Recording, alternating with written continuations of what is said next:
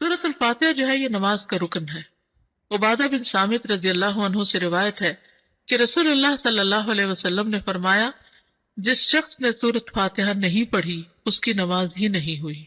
جس شخص نے سورۃ فاتحہ نہیں پڑھی اس کی نماز نہیں ہوئی، اور یہ صحیح بخاری کی روایت ہے۔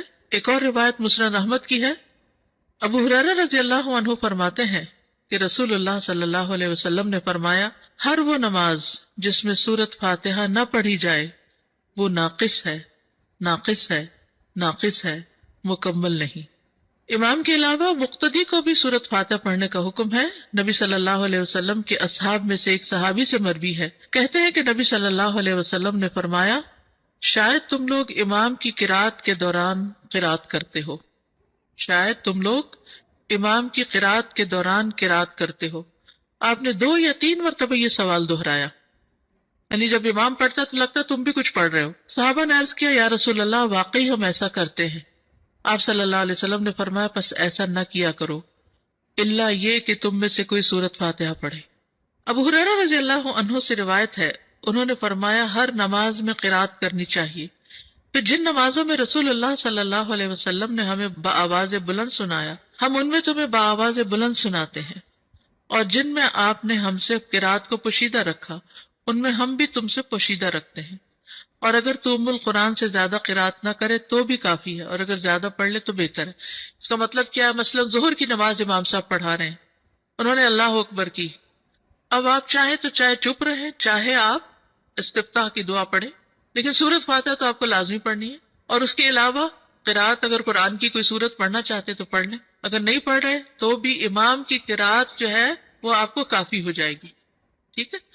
اسی طرح مثلا امام بلند آواز سے نماز پڑھا رہا ہے، جہری نماز ہے، اور اس میں جتنی دیر سکوت کرتا ہے، جہاں جہاں خاموش ہوتا ہے وہاں آپ اپنا پڑھ لیں، اور جب سورۃ فاتحہ بلند آواز سے پڑھے گا تو دل میں سورۃ فاتحہ پڑھ لیں، اور جب وہ کوئی اور سورت ملائے گا تو خاموشی اختیار کرے، یعنی یہ نہیں کہ وہ سبح اسم ربک الاعلی پڑھ رہا ہے اور آپ ساتھ پڑھنا شروع کر دیں، یہ نہیں کریں۔ اس وقت آپ کیا کریں؟ خاموشی سے اس کو سنیں۔ اسی طرح اگر امام نماز پڑھا رہا ہے اور آپ پہنچے ہیں ذرا دیر سے تو سبحانک اللہ وغیرہ نہیں پڑھے، ڈائریکٹ سورۃ فاتحہ شروع کریں تاکہ آپ کی پوری ہو اور آپ امام کے ساتھ رکوع پہ جا سکیں۔ اگر آپ نے قرات کا کچھ حصہ نہیں پایا تو کوئی بات نہیں، پھر بھی آپ کی وہ رکعت پوری ہو جائے گی۔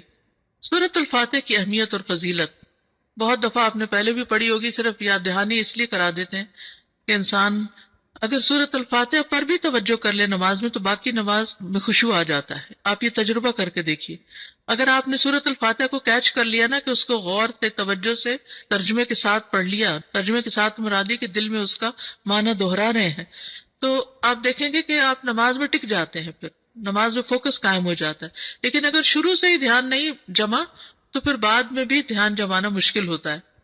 7 مثانی کہا جاتا ہے سورۃ الفاتحہ کو، قرآن مجید میں آتا ہے، وَلَقَدْ آتَيْنَاكَ سَبْعًا مِّنَ الْمَثَانِي وَالْقُرْآنَ الْعَظِيمِ، بلا شبہ یقیناً ہم نے آپ کو بار بار دہرائی جانے والی 7 آیتیں اور بہت عظمت والا قرآن عطا کیا ہے۔ یعنی سورۃ الفاتحہ جو ہے سب سے زیادہ قرآن کا حصہ ہم نماز میں اسی کو دہراتے ہیں، یعنی اور کوئی قرآن کا حصہ اتنا نہیں پڑھا جاتا جتنی ریپیٹیشن سورۃ الفاتحہ کی ہوتی ہے، نماز کے اندر بھی اور نماز کے علاوہ بھی۔ تو اسی لیے اس کو سبع من المثانی، دہرائی جانے والی 7 آیتیں۔ رسول اللہ صلی اللہ علیہ وسلم نے فرمایا، اللہ عز و جل نے ام القرآن فاتحہ جیسی سورت نہ تورات میں نازل فرمائی اور نہ ہی انجیل میں، اور یہی 7 مثانی ہے، اور اللہ تعالیٰ فرماتے ہیں یہی سورت میرے اور میرے بندے کے درمیان تقسیم شدہ ہے، اور میرے بندے کو وہی ملے گا جو وہ مانگے گا۔ کیسے تقسیم شدہ ہے؟ بہت ہی خوبصورت حدیث ہے یہ۔ ابو ہریرہ نبی صلی اللہ علیہ وسلم سے روایت کرتے ہیں کہ آپ نے فرمایا، جس نے کوئی نماز پڑھی اور اس میں ام القرآن کی قرات نہ کی تو وہ ناقص ہے۔ 3 مرتبہ فرمایا، یعنی پوری ہی نہیں۔ ابو ہریرہ سے کہا گیا، ہم امام کے پیچھے ہوتے ہیں، انہوں نے کہا اس کو اپنے دل میں پڑھ لیا کرو، کیونکہ میں نے رسول اللہ صلی اللہ علیہ وسلم سے سنا، آپ فرما رہے تھے اللہ تعالیٰ نے فرمایا میں نے نماز اپنے اور اپنے بندے کے درمیان آدھی آدھی تقسیم کی ہے، اور یہاں نماز سے مراد کیا ہے؟ سورۃ الفاتحہ، اور میرے بندے نے جو مانگا وہ اس کے لیے ہے۔ اور اگر اوور آل اس کو لے تو نماز میں کچھ حصہ اللہ سبحانہ و تعالیٰ کی تسبیح ہے، حمد ہے، اور کچھ حصہ دعا ہے۔ نماز کا مطلب کیا ہے؟ دعا۔ تو نماز میں یا ہم دعائیں مانگ رہے ہوتے ہیں یا اللہ کی تعریف بیان کر رہے ہوتے ہیں، ٹھیک ہے؟ تو بندہ جب اللہ کی تعریف کر چکتا ہے اور پھر اپنے لیے دعا کرتا ہے تو دعا قبول ہو جاتی ہے۔ جب بندہ الحمدللہ رب العالمین کہتا ہے تو اللہ تعالیٰ فرماتا ہے میرے بندے نے میری تعریف کی۔ جب وہ الرحمن الرحیم کہتا ہے تو اللہ تعالیٰ فرماتا ہے میرے بندے نے میری ثنا بیان کی۔ جب وہ مالک یوم الدین کہتا ہے تو اللہ تعالیٰ فرماتا ہے میرے بندے نے میری بزرگی بیان کی، یا فرماتا ہے میرے بندے نے اپنے معاملات میرے سپرد کر دیے۔ پھر جب وہ ایاک نعبد و ایاک نستعین کہتا ہے تو اللہ تعالیٰ فرماتا ہے یہ میرے اور میرے بندے کے درمیان ہے، اور میرے بندے نے جو مانگا وہ اس کا ہے۔ اور جب اہدنا الصراط المستقیم صراط الذین انعمت علیہم غیر المغضوب علیہم ولا الضالین کہتا ہے تو اللہ فرماتا ہے یہ میرے بندے کا ہے اور میرے بندے کے لیے ہے جو اس نے مانگا۔ پھر ہدایت کیسے نہیں ملے گی؟ انشاءاللہ ہدایت ملے گی، کیونکہ اللہ نے وعدہ کر لیا۔ اب آپ دیکھیے اگر ہم نے اللہ کی تعریف کی اور ہمیں سمجھ نہیں آئی ہم نے کیا کیا، ایسے ہی بس تعریف کر گئے اور دعا مانگتے وقت ہم تھوڑے سے متوجہ ہو گئے، تو پھر ہم کیا کر رہے ہیں؟ تو سورۃ الفاتحہ کی ایک خوبی یہ ہے کہ یہ اللہ اور بندے کے درمیان تقسیم ہے۔ سفیان کہتے ہیں مجھے یہ روایت علاء ابن عبد الرحمن بن یعقوب نے سنائی، میں ان کے پاس گیا، وہ گھر میں بیمار تھے، میں نے ان سے اس حدیث کے بارے میں سوال کیا اور انہوں نے مجھے یہ سنائی۔ اب سورۃ الفاتحہ کی قراءت کا طریقہ کیا ہے، کیسے پڑھی جائے؟ ایک ایک آیت کو وقف کر کے پڑھنا۔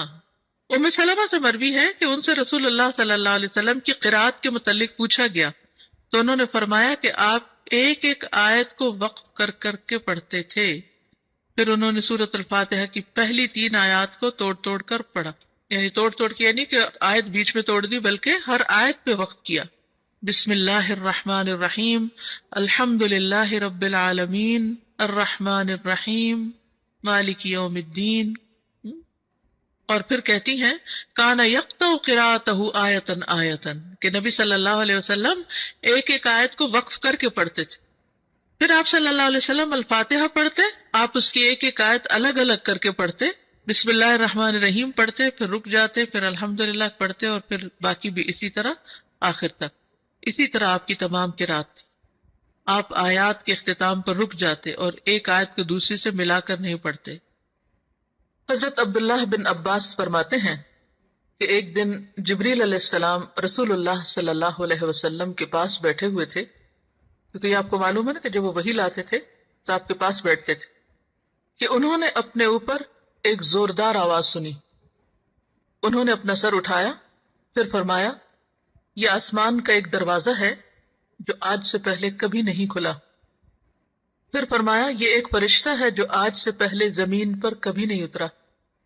پھر اس فرشتے نے آپ صلی اللہ علیہ وسلم کو سلام کیا اور 2 نوروں کی خوشخبری دی اور کہا یہ 2 نور آپ ہی کو دیے جا رہے ہیں، آپ سے پہلے کسی نبی کو نہیں دیے گئے، ایک سورۃ الفاتحہ اور دوسرا سورۃ البقرہ کی آخری 2 آیات۔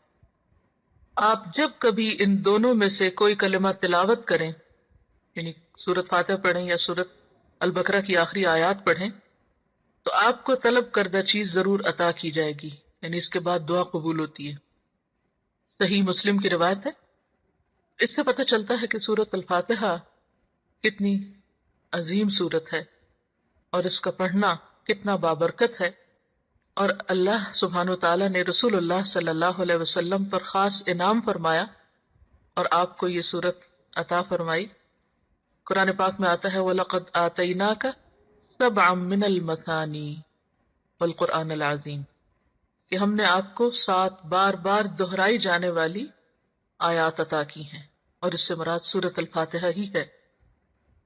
ایک اور حدیث ہے جو بخاری کی ہے، آپ صلی اللہ علیہ وسلم